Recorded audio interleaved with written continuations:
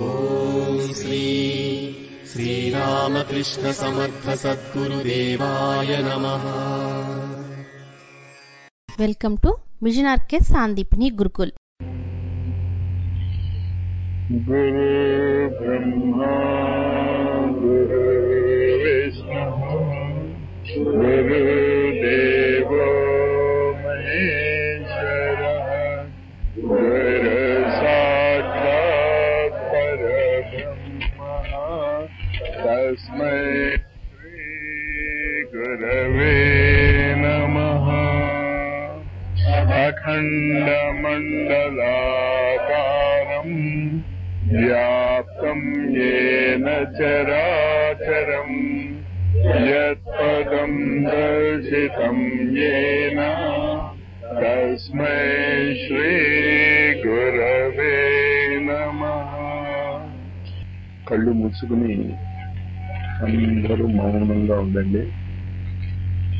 కళ్ళు తెరవకండి. ఇంకా మళ్ళా చెప్పిన ప్రతి మాటను పూర్తిగా స్వీకరించండి.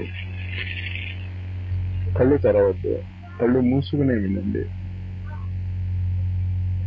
కళ్ళు మూసు కూర్చోలేము అనుకున్న వాళ్ళు అందరిలోనూ కూర్చోకండి, కాస్త పక్కగా కూర్చోండి. కళ్ళు మాత్రం తెరిచి ఉంచొద్దు. ఎవరు రిసీవింగ్ గ్రహించేటటువంటి మానసిక స్థితి, దానిని ధారణ అంటాం. ఇంకేం వద్దు, మీరేమీ ఆలోచించొద్దు. నేను మాట్లాడుతున్నంతసేపు మాస్టర్ చెప్పింది రైటా తప్ప, ఇదివరకు అలాగే ఎవరైనా చెప్పారా, లేకపోతే ఇలా చెప్తున్నారేంటి అనేటటువంటి మానసిక స్థితి వదిలేయండి. రిలాక్స్డ్ గా, ఎక్కడా బిగింపు వద్దు శరీరంలో. ఒకవేళ ఎక్కడైనా బిగింపు ఉంటే సర్దుకోండి. ఎక్కడా బిగింపు ఉండకూడదు. హాయిగా ఉండి వింటూ ఉండండి. స్వీకరించండి చెప్పేదాన్ని. అనాలిసిస్ చేయకండి, విశ్లేషణ చేయకండి. రైటా తప్ప అనేటటువంటి ఆ మానసిక స్థితే వద్దు. ఎస్ ఎస్ ఎస్, అంతా స్వీకృతే.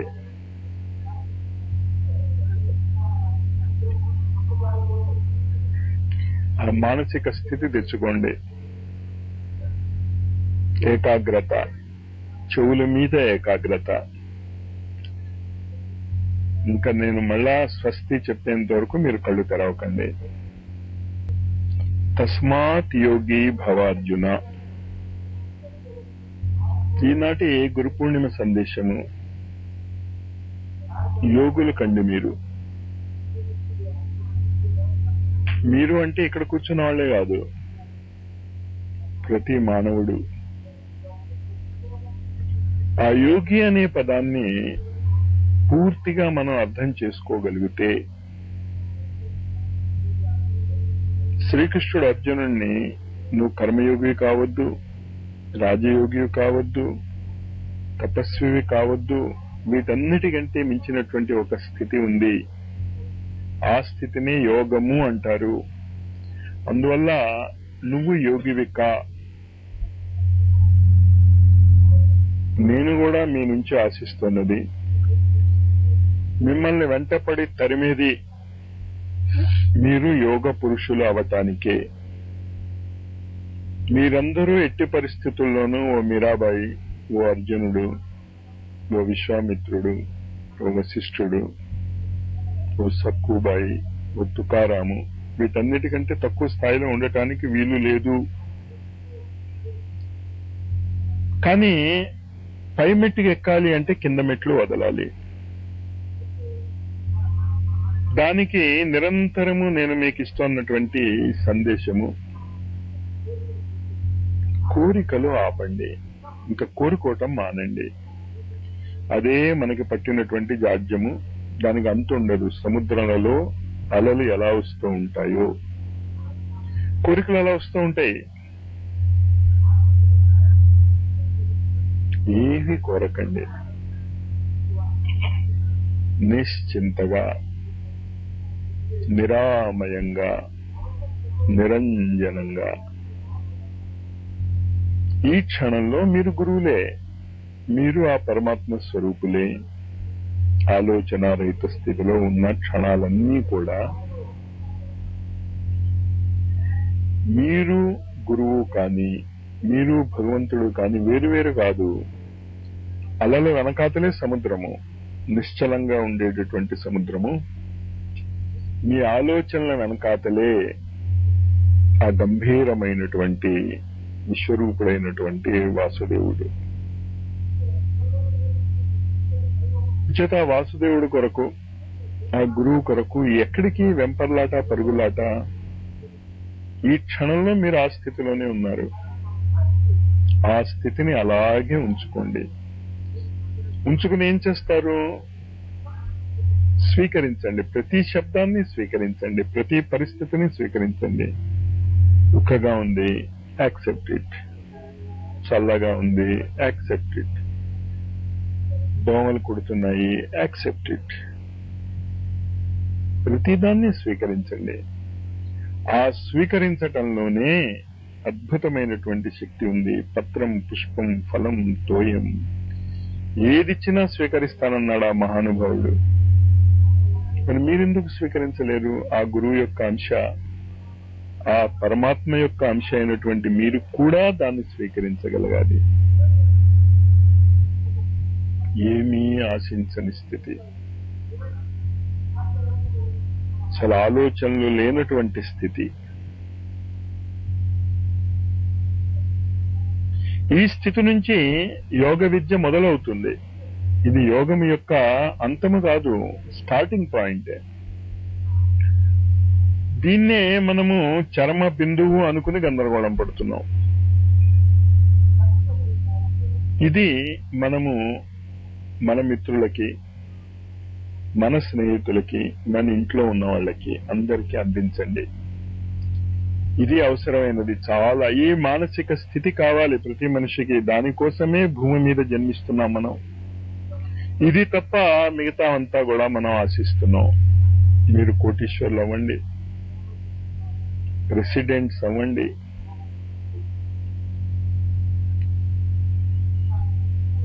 ఎంత భౌతిక జగత్తులో అత్యున్నత స్థితికి మీరు ఎదిగినా ఓ చివటం అమ్మ బట్టలు కూడా వేసుకోకుండా తణుకు దగ్గర ఉన్నటువంటి ఒక గ్రామంలో ఉన్నటువంటి ఒక మహానుభావురాలు, ఆవిడితో ఎవరు సరితూగలరు? ఈ ప్రెసిడెంట్స్ వీళ్ళందరూ కూడా అక్కడికేగా పరిగెడుతున్నది. కానీ ఆవిడ దగ్గర ఉన్నదేంటి? ఏమీ లేని నిర్గుణ ఆలోచనారహిత స్థితి ఉంది. అంటే ఆ స్థితిలో ఆవిడ ఉంది కనుక అందరికీ ఆలంబన అవగలిగింది. మరి మీరెందుకు అవ్వలేరు?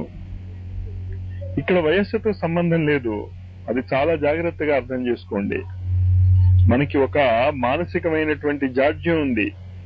ప్రహ్లాదుడు, ధ్రువుడు, పరీక్షిత్, శుకుడు, వీళ్ళ వయసు ఎంత? చాలా చిన్నవాళ్ళు. 5 ఏళ్ల వాళ్ళు, 3 ఏళ్ల వాళ్ళు, 4 ఏళ్ల వాళ్ళు, 8 ఏళ్ల వాళ్ళు. కొన్ని చదువుకున్నారా? ఏం చదివారు?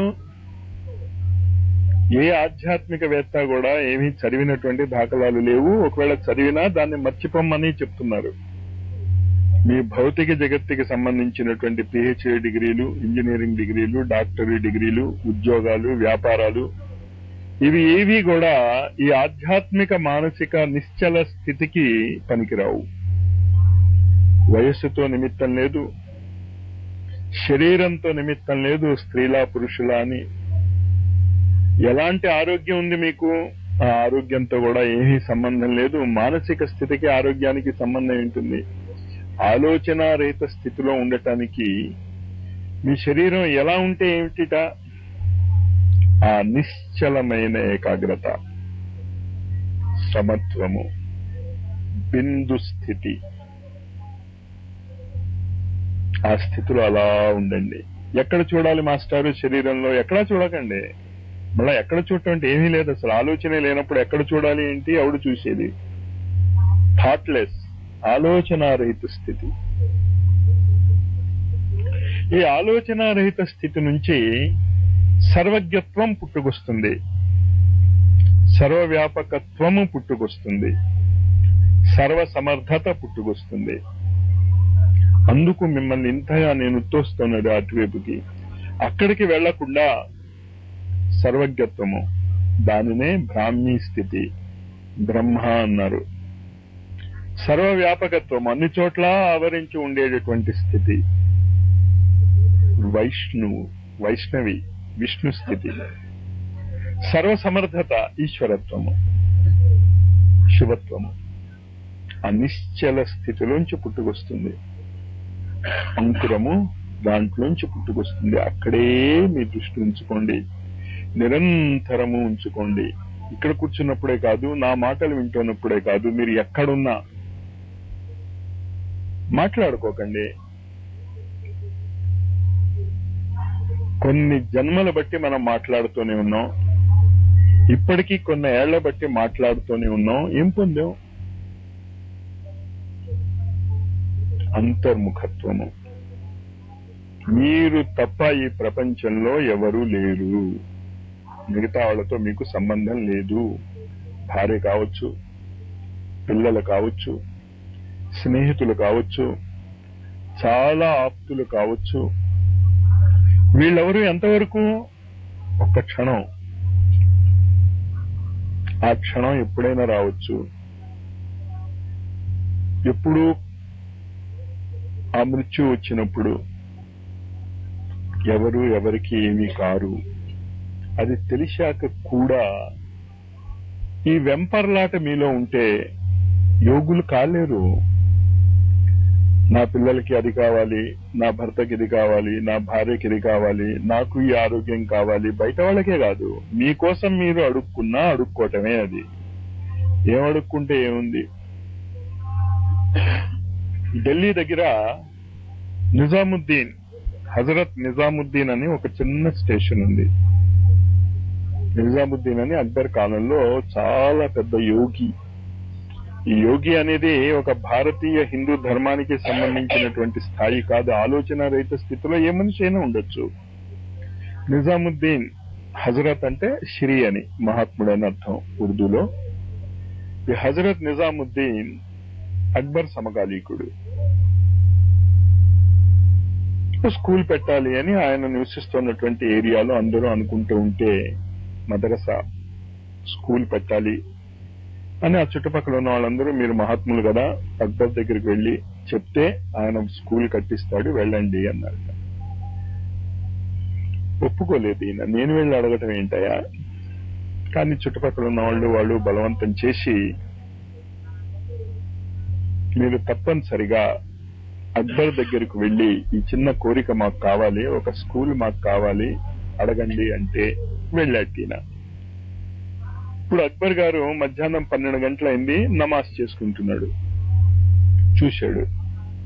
కానీ చాలా పెద్ద మహాత్ముడు కనుక ద్వారపాలకులు వాళ్ళు అడ్డగించలేదు, అంతవరకు వెళ్ళిపోయాడు ఆయన. అక్బర్ నమాజ్ చేసుకుంటూ ఉంటే కాసేపు చూసి వెళ్ళిపోబోతున్నాడు. అప్పుడు అక్బర్ నమాజ్ పూర్తయింది. పూర్తయిన తర్వాత, స్వామి ఏంటి వెళ్ళిపోతున్నారు అన్నాడు. నువ్వు అడుక్కునేవాడివే, నేను అడుక్కునేవాడిని. నువ్వు ఎవరినైతే అడుక్కుంటున్నావో వాడినే నేను అడుక్కుంటాను, మళ్ళా నీ దగ్గరికి ఎందుకు? మనుషుల్ని అడుక్కోకండి, ఏవి ఎవరిని అడుక్కోక్కర్లేదు, గురువును కూడా మీరు అడుక్కోక్కర్లే.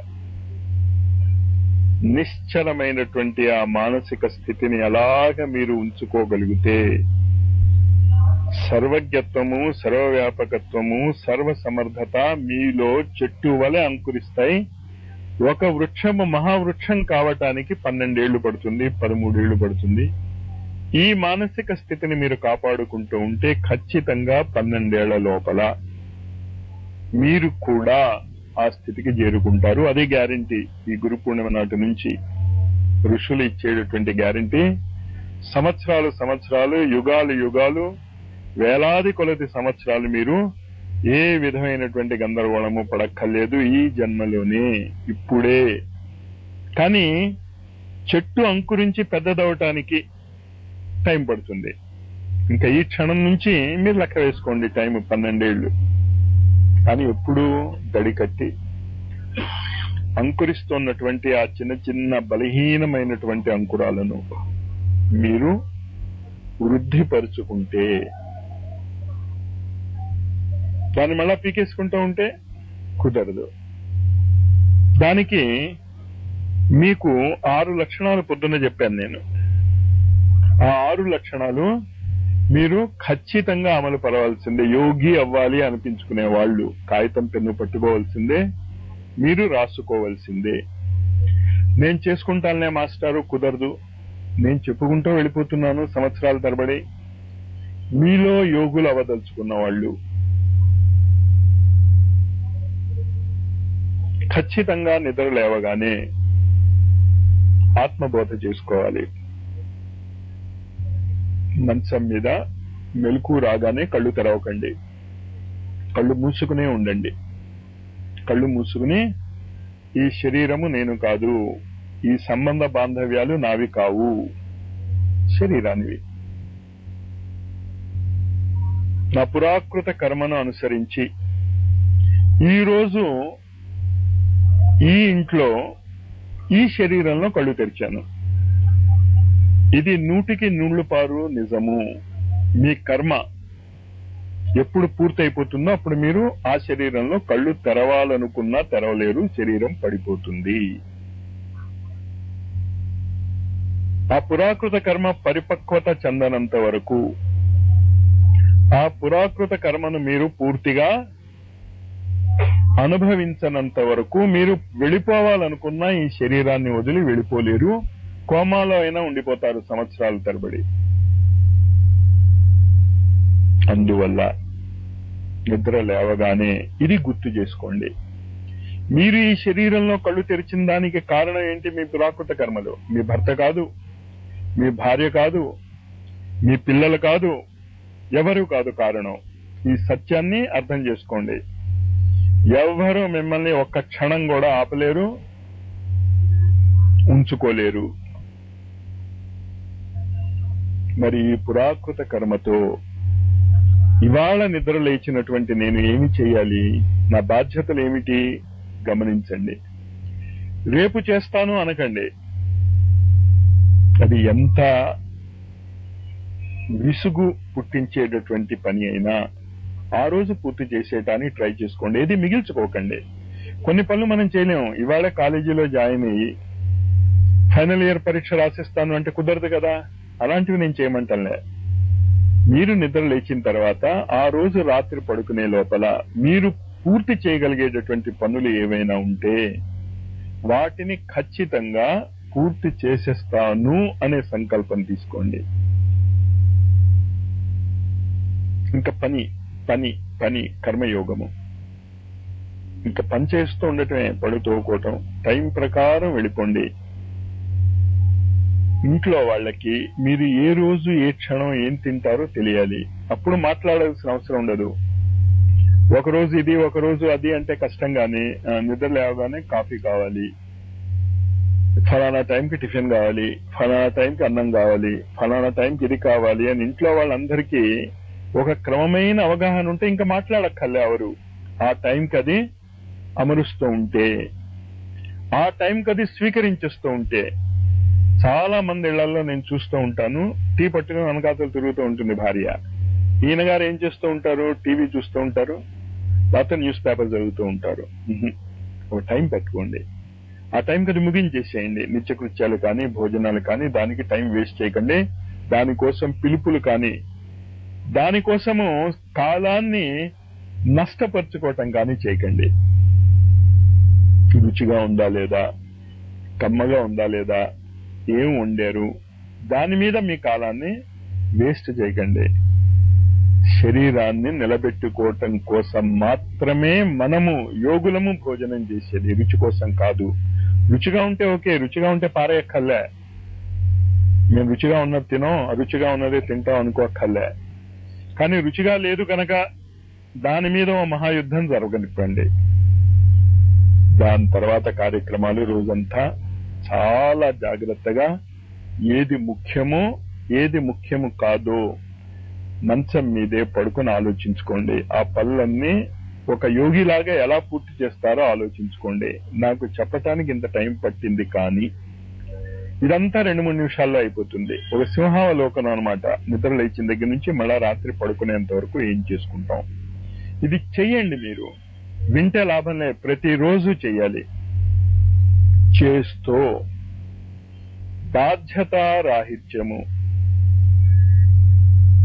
ఇంటి వాళ్ళని ఏడిపించటము, చిన్నపిల్లల్ని ఏడిపించటము, ఇది కనుక మీరు చేస్తే యోగ విద్యకు అనర్హులు. మీ వల్ల ఒక ప్రాణి అయినా జగత్తులో క్షోభిస్తే మీ సాధన కొన్ని సంవత్సరాల వెనకాతలు వెళ్ళిపోతుంది. జాగ్రత్త. మరి వాళ్ళు అలా ఉంటే మేము ఎలా మాస్టారు? వాళ్ళు అలా ఉన్నారు కనుకే మీరు అదృష్టం, మీకు సాధనకి ఛాన్స్ దొరికింది. ఆ ప్రేమతత్వాన్ని నిరంతరము మనసులో నిలుపుకోండి. ఆత్మబోధ అయిన తర్వాత మీ జీవితము మళ్లీ రాత్రి నిద్రపోయేంత వరకు ఒక తపశ్చర్యగా మారాలి. తపస్సు అంటే సంయమనము, ఇంద్రియ సంయమనము, ఆలోచనల సంయమనము, అర్ధ సంయమనము, సమయ సంయమనము. ఈ 4 పాటిస్తున్నారా లేదా? కాగితం మీద వేసుకోండి. మీరు కాగితం మీద మేము వేసుకోక్కర్లేదు మాస్టారు, అసంభవం. ఏ ఒక్క మహా వ్యక్తి కూడా కాగితం మీద వేసుకోకుండా మహానుభావుడు అవ్వలేదు. ఎవరైనా సరే కాగితం, పెన్ను ఉపయోగించాల్సిందే. ఆత్మబోధ తర్వాత రోజల్లా మీరు ఎక్కడ జారారు? వాక్ సంయమనం పోయిందా? ఇంద్రియ సంయమనము పోయిందా? అర్ధ సంయమనము పోయిందా? సమయ సంయమనము తప్పిందా? అనుకున్న టైంకి చేయలేకపోతే సమయ సంయమనము తప్పింది.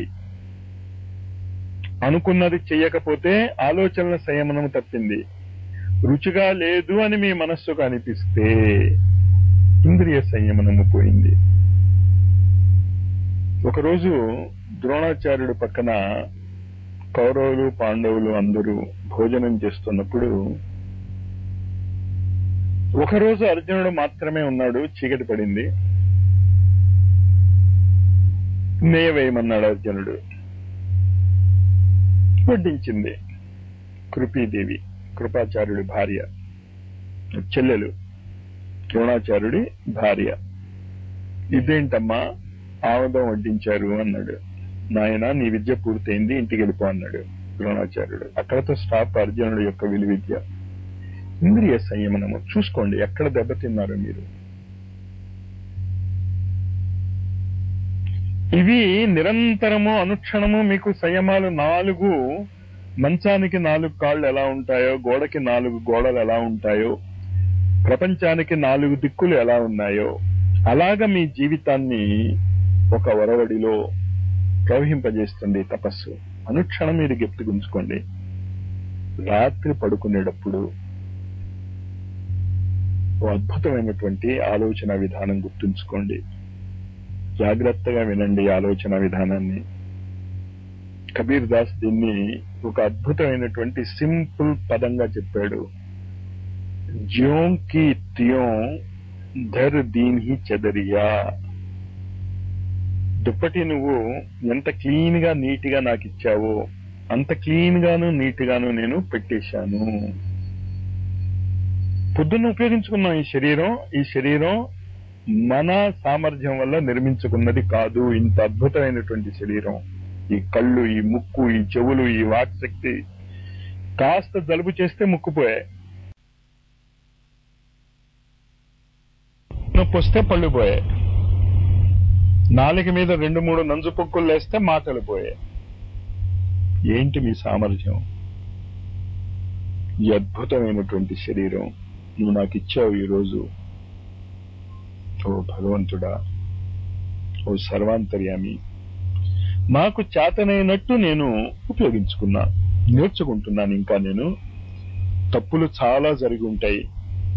త్వమేవ మాతా చ పితా త్వమేవ, త్వమేవ బంధుశ్చ సఖా త్వమేవ, త్వమేవ విద్యా ద్రవిణం త్వమేవ, త్వమేవ సర్వం మమదేవ దేవ.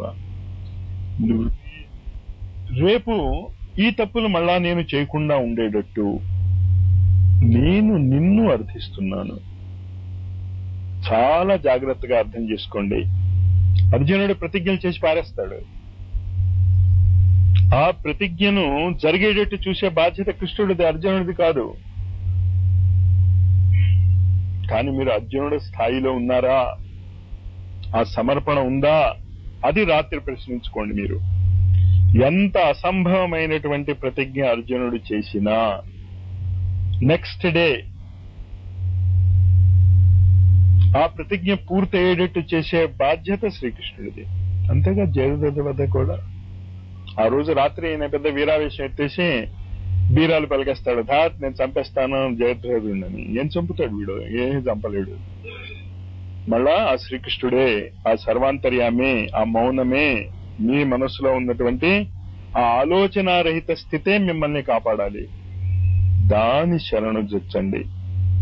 ఆ మానసిక స్థితి రాత్రి పడుకునే ముందు టీవీ చూడకండి. పడుకునే ముందు మరి టీవీ ఉంది చూస్తున్నా మాస్టర్, చూడండి. చూసిన తర్వాత మొహం కాళ్ళు చేతులు కడుక్కుని మంచం మీద కూర్చున్నప్పుడు ఆ మనస్సు నుంచి పక్కన పెట్టేసి ఈ మానసిక స్థితి తెచ్చుకోండి. ఓ సర్వాంతర్యామి, ఓ జగద్గురు, ఈ శరీరాన్ని, ఈ మనస్సుని, ఈ బుద్ధిని నాకు చేతనైనట్టు నేను ఉపయోగించుకున్నా. రేపు మాత్రము ఖచ్చితంగా ఒక యోగి వలె నా జీవితాన్ని నేను జీవిస్తున్నాను. కానీ దానికి దోహదం ఎవరు చేయాలి? ఆ కృష్ణుడే. ఆయన తగిన పరిస్థితులు కల్పించకపోతే అంతా అవుట్. ఆ మానసిక స్థితి తెచ్చుకోండి. తత్వబోధ.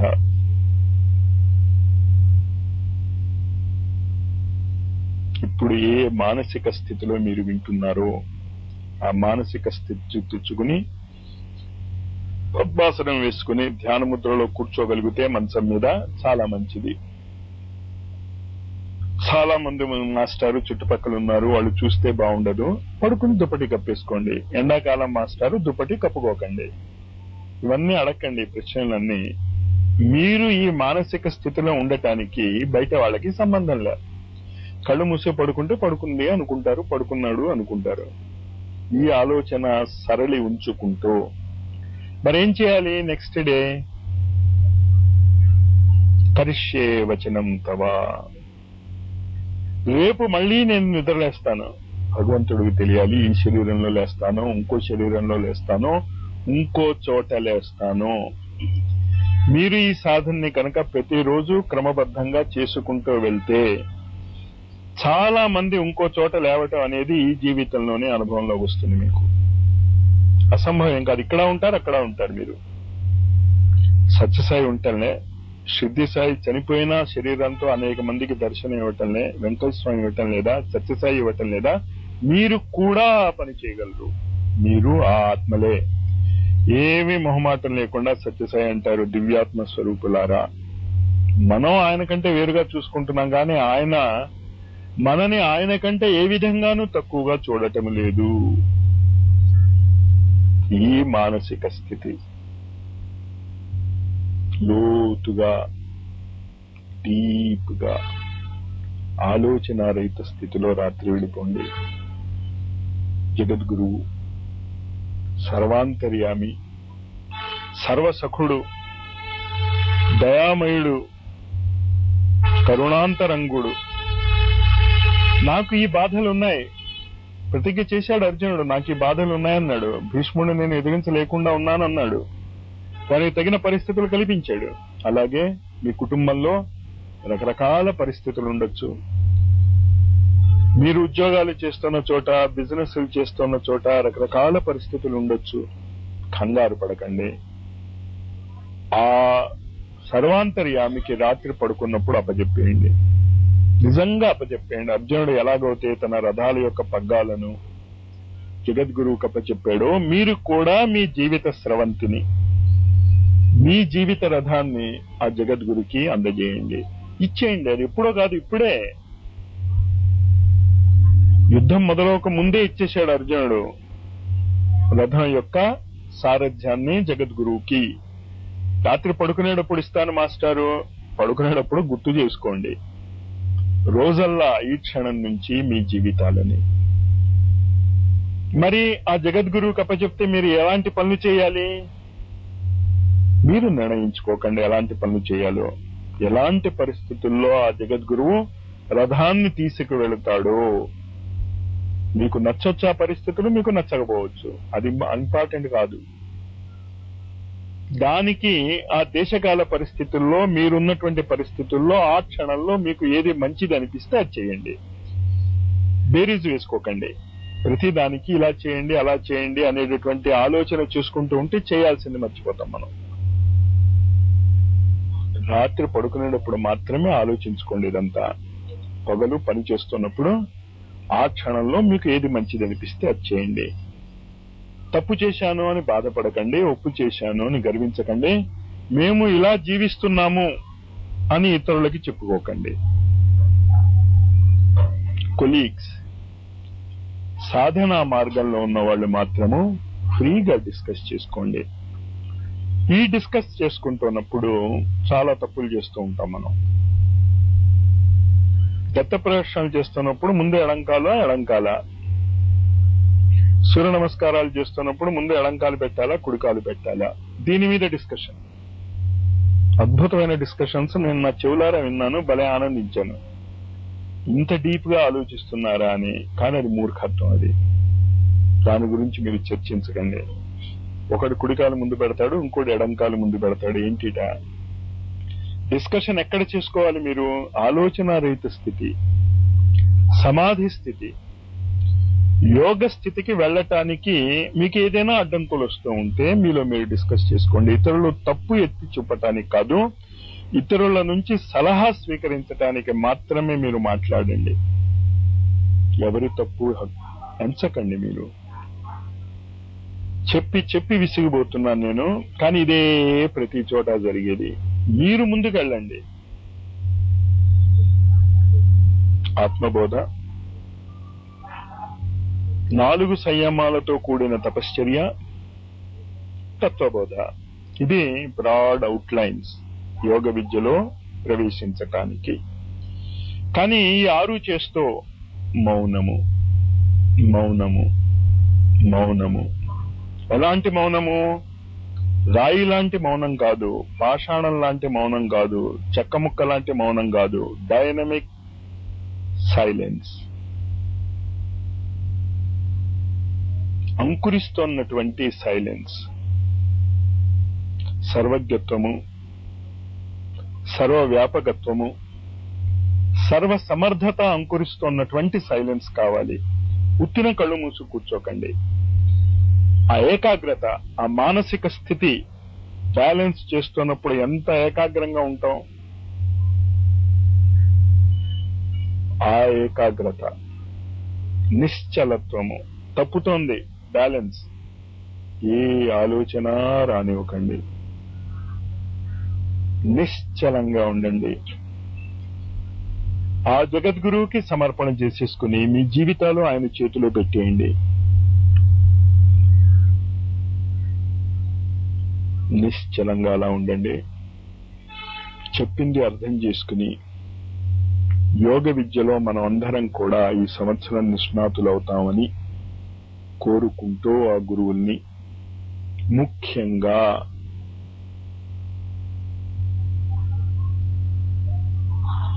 ఇతరుల గురించి మనం ఆలోచించొద్దు. ఈ ఒక్క సంవత్సరం ఎవరికి వాళ్ళు సాధనలో, ఎలాగైతే కాలేజీలో ప్రతి స్టూడెంట్ నాను మిగతా వాళ్ళకంటే ఎక్కువ మార్కులు రావాలని అనుకుంటారో ఆ పోటీతో సాధనలు చేయండి.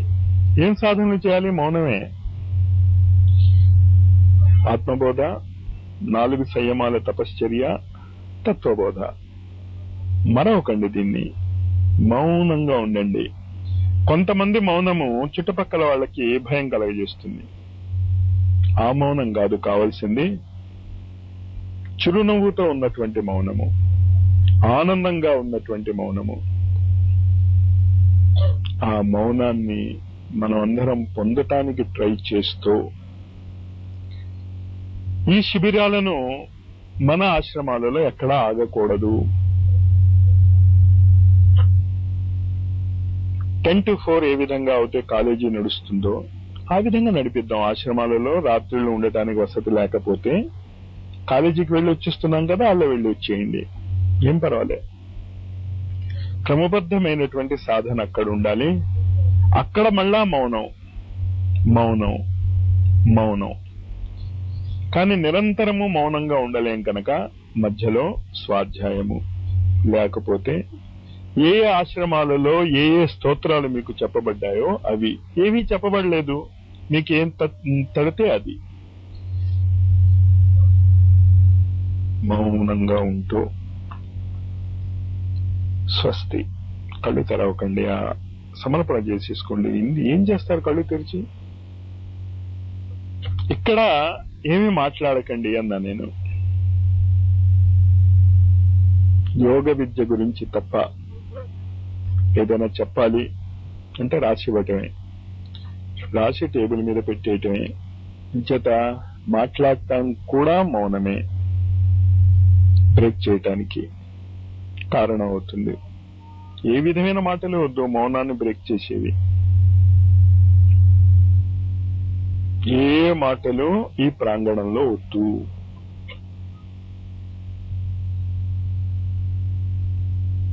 నిరంతర మౌనము, నిరంతర మౌనము, మౌనము మౌనము. స్వస్తి.